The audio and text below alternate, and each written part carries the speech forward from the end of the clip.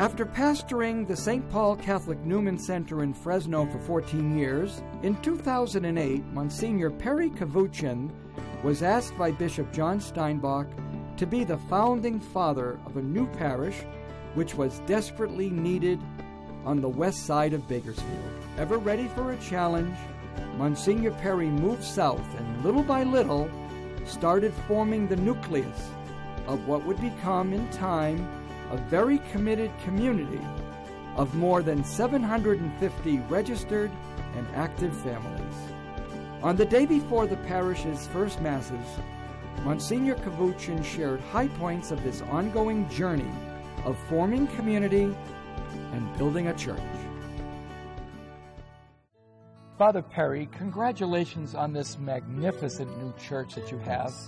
How does it feel personally to finally have a new home for your community, a permanent home? Great relief, let me tell you. I mean, for 7 years, kind of been operating out of a trailer, towing it back and forth. We've had 3 different places of activities going on, leasing a building here, operating out of a home office, and then working in a high school for our liturgy. So I can't tell you how well I slept last night, actually, knowing that we're finally in our building. It's great. Now, you were established as a parish in 2008, so can you give us a little bit of the history, maybe even before that, and to this day, how has that developed, the history of the parish? Well, I was a happy priest in Fresno at the Newman Center for like 14 years, and one day, late Bishop Steinbach gave me a call, probably in about 2006, going back a couple of years before I arrived here, and asked me if I might be interested in building a parish somewhere. So I said, well, what does that involve, and how do you do that? And he said, oh, it'll be easy. So 2 years later, here I am on April 1st, April Fool's Day. I arrived here in 2008, and I hit the ground running. You know, the local parish put me up, gave me room and board. I met in different parishes that were open to receiving me and telling the people about myself and what the plan was for Northwest Bakersfield. And we got our first 200 families signed up. And in September of 2008, we had our first Masses at a local high school. So since that time, of course, we've just kind of grown from 200 families. We've registered many people, thankfully, and we have about 1,000 households now in our registry. It's a magnificent facility that we're looking at today. Thank you. Can you tell us a little bit about how it's going to serve the needs of your parish and even beyond the people of St. Elizabeth Ann Seton? Right. Yes, this is, you know, the Northwest Bakersfield has seen like a tremendous growth since the housing boom prior to 2008, and then there was, you know, the bottomed out. It's growing again, and Northwest Bakersfield are continuing to build homes. So we know we're going to be a growing parish to meet the needs of more families here.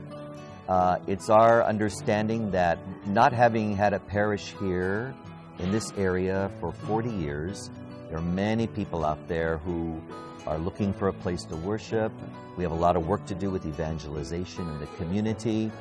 And so having our own facility like this will enable us to do everything under one roof, to celebrate our faith, liturgies, weddings, funerals, baptisms, you name it. And then having space and capacity for youth ministries, RCIA, adult education, elementary religious education, and then administrative offices. I really think, and I'm hoping, that we will have a positive impact on the local community in Northwest Bakersfield, not only among our Catholic brothers and sisters, but among non-Catholics and people out there who may be searching for a place to worship.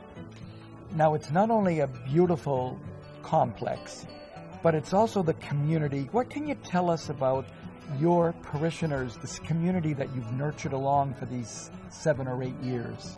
We're a pretty diverse community, first of all, because we have people from every other parish. In other words, we're not just, we don't have a history of being from a certain place. So we're diverse in the sense that we have families and individuals from the different parishes, 8 different parishes in Bakersfield. So there's a good mix there. And then we have people who are retired and living out here in the area, Northwest. We have kind of middle-aged families, you know, kids are going off to college now. We have young families, lots of beautiful young families in our parish whose children are just kind of starting down the road of religious formation and education. And then we have single folks too, and young people, young adults. So it's really a wonderful mix, mostly from Northwest Bakersfield, but more and more people coming from rural Bakersfield, some of the smaller rural areas around us.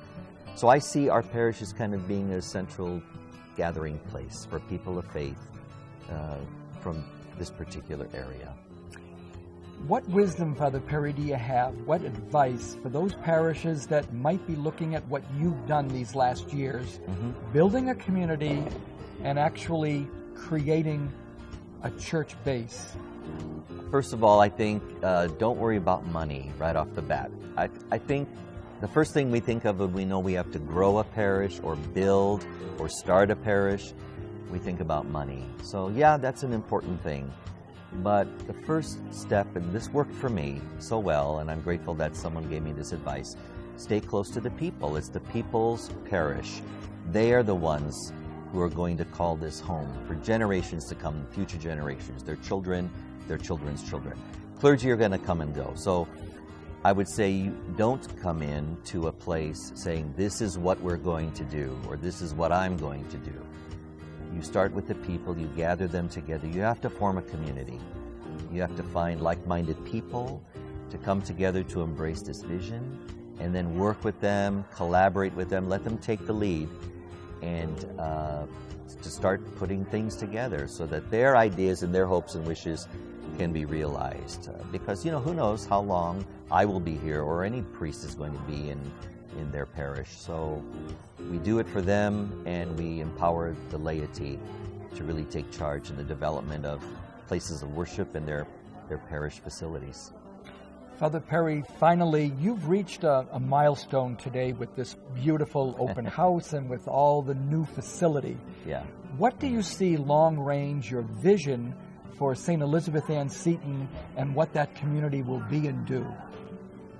I think this parish is going to grow to the point where we will start looking at phase 2 in a few years, which is the building of a formal sanctuary that will accommodate twice as many people as the facility we have now. So we're estimating that we're going to go from 750 to 1,500 someday, or more, who knows. And with the clergy shortage and the crunch that we're feeling, I think that the future for St. Elizabeth Seton is going to be continued growth, but the laity taking responsibility for their parish and growing their parish, and people becoming actively involved in ministering to others. So I would love to see that in a few years, that we are moving in that direction where the people's parish, so to speak, will become a reality here.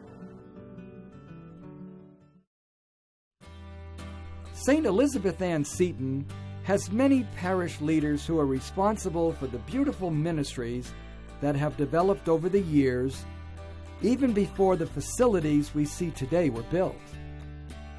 Megan Pruett, the high school and confirmation coordinator, shares what this journey has meant for her, her family, and the youth that she serves so well. Megan, as the high school coordinator here at St. Elizabeth Ann Seton, what can you tell us about reactions from our young people as they see this building come to life? It's interesting. It's very interesting because our young people are so excited to come to this new church, and they're ready to move in and make this their church home.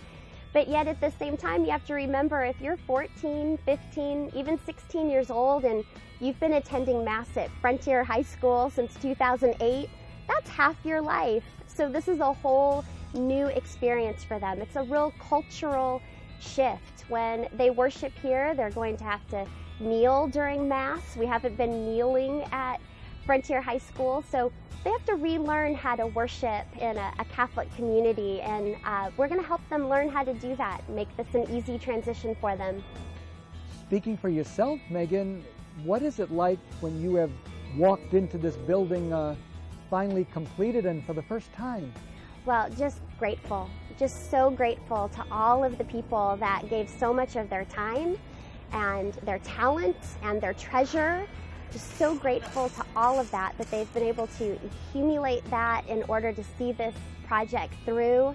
And just the guidance of the Holy Spirit and the leadership of Father Perry it's been amazing to see, and I'm just grateful for all of it. It's exciting. It's a beautiful design, this building, but can you tell us what's most significant to you about this new edifice, this new home? Well, I think the overall architecture, when you drive by, you see a place that is modern and it's comfortable, and yet at the same time it's beautiful and it's sacred. And I think it really sums up the personality of this parish. We are a modern parish, but we're comfortable. When you walk through the halls here, you'll see people hugging each other, you'll see people laughing with one another, joking around, and yet at the same time we have a deep respect for the sacred. When we come together to celebrate the sacraments and celebrate the Eucharist together on Sunday, we hold that dear, and that we know that's what holds us all together as a church family. Speaking of that church family, what can you tell us about the younger element of that family? What about your young people? How are they like? Well, I can sum that up in 3 words: be not afraid. Our young people here at St. Elizabeth's have an amazing love for Jesus, and they love his Catholic Church. And I know that they are ready to go into the future and to continue to build this church and to serve Christ by serving others wherever they go, wherever their futures lead them. Megan, how do you see the new building enhancing or enriching the ministry you're already doing with the young people here at St. Elizabeth Ann Seton?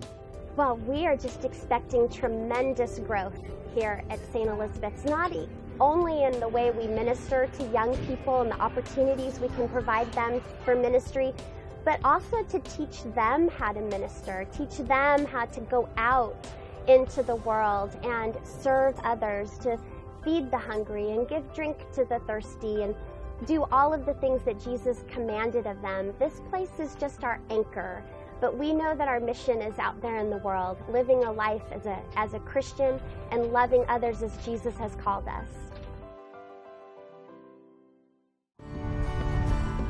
Parish Profiles wants to hear from you. If your parish has an interesting story to tell, let us know by visiting knxt.tv/profiles. You may be featured on a future episode of Parish Profiles.